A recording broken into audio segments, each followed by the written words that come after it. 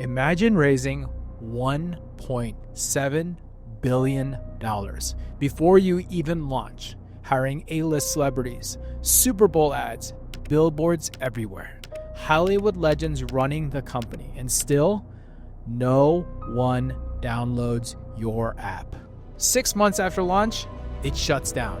Not struggling, not pivoting, dead. Today, we're breaking down the most expensive startup failure in streaming history. Hey, it's Jimmy Kimmett. Each and every week on Why It Failed, we break down the companies everyone thought would win until they didn't. Not just the story, but the marketing and growth mistakes that quietly killed them. Today's case study, Quibi, the $1.7 billion app that nobody asked for. It's 2018. Streaming is exploding. Netflix, YouTube, TikTok is rising. Everyone's glued to their phones. So Hollywood asks, what if we made premium TV for your commute? 10-minute episodes, big celebrities shot vertically. Quick bites, quick bites. That's literally what the name means. Quibi, quick bites.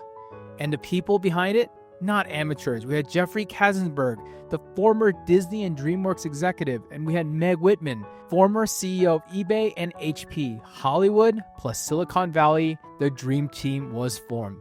Money flows in instantly, $1.7 billion before a single user, before a single episode airs. On paper, unstoppable. This is where it gets wild. They didn't launch small. They launched like a Marvel movie. Super Bowl ads, subway takeovers, billboards, every podcast, every tech blog. If you lived in LA or New York, you couldn't avoid Quibi. They signed Chrissy Teigen, Liam Hemsworth, Idris Elba, and Steven Spielberg. This wasn't startup content. This was Hollywood content. They spent hundreds of millions before they even knew if people wanted it. And here's the first crack. Because marketing can't create demand, it can only amplify it. If nobody wants the thing, more ads means you lose money faster. You can't buy product market fit. You earn it. And Quibi tried to skip that step. They assumed great content plus great big budget equals success. But attention doesn't mean adoption, and adoption definitely doesn't mean retention. Here's where it falls apart. The app launches and immediately people are confused. First mistake, you couldn't screenshot or share clips. No memes, no Twitter moments, no TikTok virality. They literally blocked free marketing. The second mistake, mobile only. No TV app, no laptop, so you couldn't watch their premium shows on your TV, which is where people wanted to watch premium shows. And the third mistake, they designed for commuting. But then 2020 happened. Lockdowns. Nobody's commuting. The entire use case disappears overnight. And this is the brutal part. They didn't build for how people behaved. They built for how executives imagined people behaved. Huge difference. Real growth comes from watching what users are already doing, not inventing a brand new habit. TikTok worked because it fit the behavior. YouTube worked because it fit the behavior. Quibi tried to force behavior, and that was insanely expensive. Launch day. Downloads spike because ads, then they fall off the cliff. 90% of users don't come back. 90%. That's not churn, that's rejection.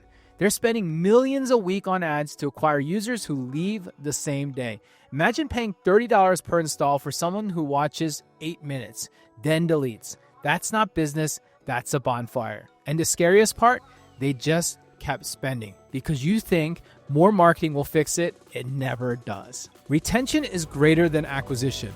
Always. If people don't stay, nothing else matters. Not branding, not ads, not celebrities, nothing. Retention is the truth. Everything else is vanity. 6 months in, the math is obvious. They're burning hundreds of millions. No traction, no cultural moments, no habit. Investors stop believing. And just like that, they shut down. No pivot, no sell, no shutdown. $1.7 billion gone. One of the fastest deaths in startup history. Hollywood's biggest bet evaporated in half a year. All right, let's talk operator mode. If I ran Quibi today, what would I do differently? Well, first, I'd probably launch cheap. An MVP, a YouTube first, a test demand, something that required zero production budget. Secondly, I'd let the clips be shareable. Virality is a free growth. Blocking it was just insane.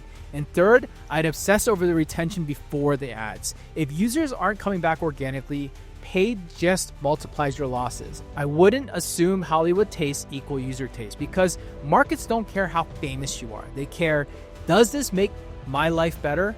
Quibi never answered that, so the market answered it for them.